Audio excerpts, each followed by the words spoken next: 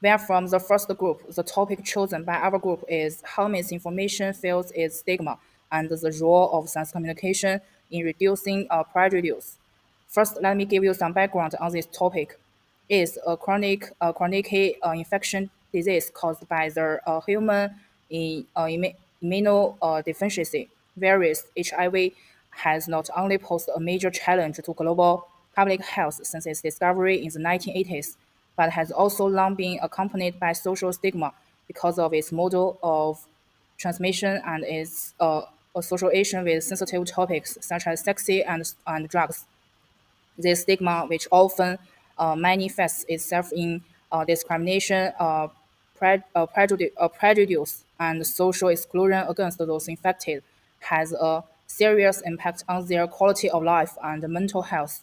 Misinformation plays a key role in the stigmatization of AIDS. Many misconceptions, such as AIDS is spread by contact or infected people must be immoral, are widely spread, and the dual drive of ignorance and fear, leading to social misunderstanding and unfair treatment of infected people. The proliferation of social and mass media has made this misinformation spread faster and more widely. At the same time, the dissemination of scientific knowledge often lags behind or fails to reach audiences for the forming and segmenting biases. Thanks for the background introduction. In order to understand this topic better, we can use the due process theory of information processing to analyze this topic. It mainly describes two modes of thinking or two processing systems. When people process information, system 1 is rapid, automatic, and unconscious intuitive response, whether system 2 is slow, rational, and deliberate thinking. System 1 mainly relies on people's intuition and emotional response. It automatically processes information. For simple, familiar, or emotionally driven information, System 1 can quickly make some irrational judgment. But System 1 is susceptible to cognitive bias and misinformation, such as a tendency to accept information that is consistent with existing stereotypes, or to make decisions based on emotion rather than logic. In the spread of AIDS, misinformation often relies on this system, simplified by emotional language or visual symbols. This approach tends to make complex scientific knowledge more intuitive and understandable. For example, simplifying the transmission mechanism of AIDS, exaggerating the transmission routes of AIDS, and erroneous transmission may directly link AIDS with immoral behaviors, such as drug use, leading to the stigmatization of AIDS and patients, ignoring scientific knowledge and thus triggering public fear and rejection. System 2 is slower and more rational, more deliberate, and requires more cognitive resources. It relies on truth and evidence for logical reasoning and is able to correct misinformation and reduce bias in System 1. For example, communicating scientifically that the transmission of AIDS is limited to blood, sexual contact, and other ways, rather than through air or daily contact, and the dissemination of real scientific information through popular science articles, TV programs, online lectures, and other forms can help the public rationally understand the nature of AIDS based on the perspective of System 2. It guides the audience to examine and reflect on their inherent prejudice against AIDS. It can effectively correct misunderstandings and fears in misinformation. For this study, the due process theory reviews the social harm caused by misinformation, which can lead to deeper stereotypes and public fear of AIDS. And it highlights the interventional potential of science communication. Effective science communication can challenge society's deep rooted prejudices, promote public health development, and build a more inclusive society. Misinformation about HIV, AIDS has significantly contributed to the presence of stigma and discrimination against individuals living in the disease, particularly among marginalized groups. For example, some people think HIV spread through handshakes, sure units of being in the same room. They still are wrong because of past mistake, cultural belief, and misleading news. They might still affect people through. Social media makes this worrying deal spread even faster. This endure with cause of and find by cultural belief, media misrepresentation, and the roles of digital misinformation, faster fear or prejudice, resulting in social exclusion and discrimination. The misinformation affects some groups more, like LGBTQ people, sex or drug users, and through living in the project. The fact to type of discrimination of have HIV and for who they are. They make it hard to them to get help and support. Even worse, discrimination make people afraid to get tested, show their HIV status or stay treatment. Some even give up on treatment. This makes it harder to stop and virus and put more people at risk. Even though they are advancing treatment like ART and drug like PrEP, many people don't know this fact. Faster information spread faster than the truth and make it hard of people to trust sense. To fix this, we need sense communication. This means sharing simple and accurate information to reduce misunderstanding. But it's not easy. Since this challenge is essential to reduce stigma, improve the health climate, and fostering a more compassionate of informed society. Next, we're going to talk about the role of science communication in reducing HIV stigma. Science communication is very crucial in combating HIV-related stigma by providing accurate and reliable information. Effective communication can correct misconceptions, educate the public, and promote understanding, thereby reducing prejudice and discrimination against HIV. There are few challenges faced by science communication in reducing HIV stigma. The first one is repeat spread of misinformation. Misinformation about HIV often spreads quickly, especially on the social media platform, due to its emotionally charged and dramatic presentation. And this repeat dissemination makes it challenges for accurate scientific content, which will be presenting more formally to gain equal attention and correct these misconceptions. And secondly, is lack of connection with diverse audience. Science communication sometimes fail to engage effectively with diverse population. The marginalized communities may face barriers in accessing reliable health information, limiting the impact of stigma reduction efforts. Thirdly, we're going to talk about is entrance social biases. Biases with median and public discourse can perpetuate the harmful stereotypes about HIV.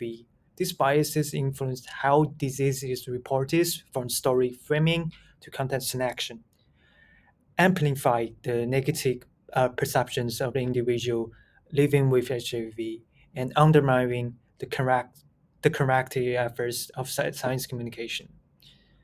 And finally, we want to highlight that the widespread of dissemination of misinformation has contributed to the stigma and discrimination associated with HIV. It highlights the pressing needs for effective science communication strategies to counter false health and dismantle stigma. These challenges form the core of our research, as addressing them is crucial to fostering understanding, inclusive, and the support of those affected by the HIV.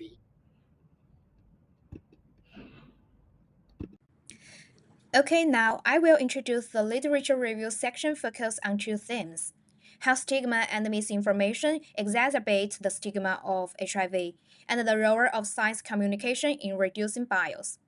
First, the study explored barriers to HIV related stigma, including social, cultural, and institutional impacts, and proposed strategies to address these barriers through education and inclusive health care. The literature highlights the dimension of stigma sensitivity, its implication for prevention and treatment, strategies to address stigma sensibility. Despite this, prejudice, stereotypes, and discrimination against the people living with HIV persist in society, and the security of these misconceptions by traditional beliefs and social ethics, and how these beliefs reinforce marginalizing policies, laws, and practice is also the focus of the study. The literature is limited in its research on the intersection of HIV stigma and other discrimination, and there is a lack of specific solution to address it. At the same time, there is a lack of assessment of the long-term effects of interventions, especially in different cultural and institutional settings. In addition, studies have failed to adequately integrate personal narratives. They have not made in-depth use of personal experience to enhance the humanity and impact of the issue. In the next study, we will focus on the mechanism of misinformation propagation, especially on social media, to identify the reason for its rapid spread and explore effective ways to reduce this spread. This studies the influence of audience cognitive bias. This information contains characteristics, camouflage methods, and opinion leaders, and the process copying strategies. However, the research has limitations, meaning focusing on individual factors and lacks a comprehensive framework integration. The long-term effects of the intervention are unclear.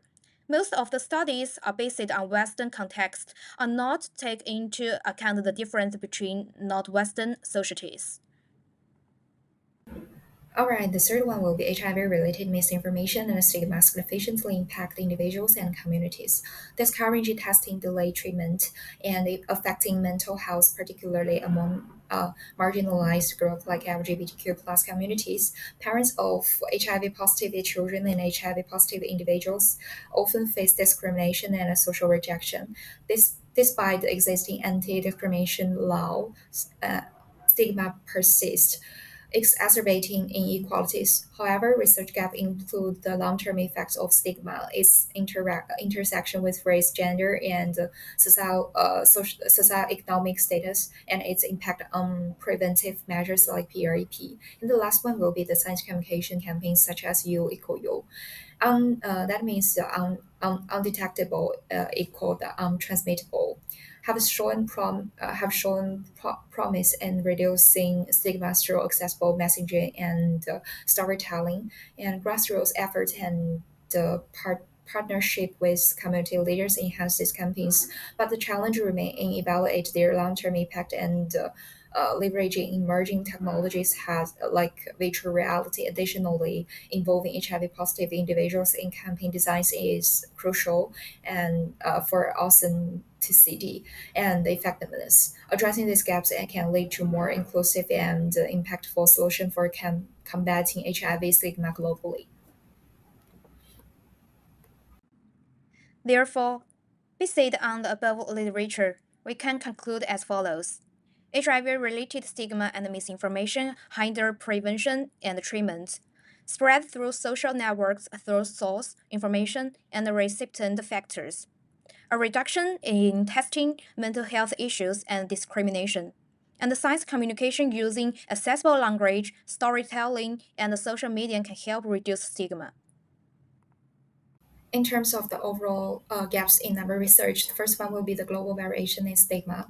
Limited research compares HIV stigma across regions in highlighting the need to address cultural, social, economic, and political factors for tailored interventions. And second one will be the misinformation on new platforms. Emerging platforms like TikTok and WhatsApp amplify misinformation, yet their role in spreading or countering HIV messages may remain underexplored.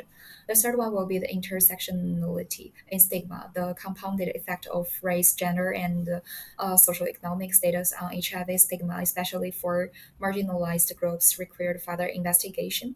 The first one will be long-term campaign impact. The sustained effectiveness campaign like You Equal Your Way mentioned before across diverse cultural contexts need more evaluation to ensure lasting change. And the fifth one will be emerging technology in communication, virtual and augmented reality offered untapped potential for creating immersive tools to combat HIV stigma and misinformation. And the last one will be involvement of HIV positive individuals. Framework involving HIV positive individuals in designing communication strategy are essential for authenticity and impact. That's all for the literature review. Last but not least, here is our reference list, which are the resources mainly we referred, and that's all for our content. Thank you for your listening.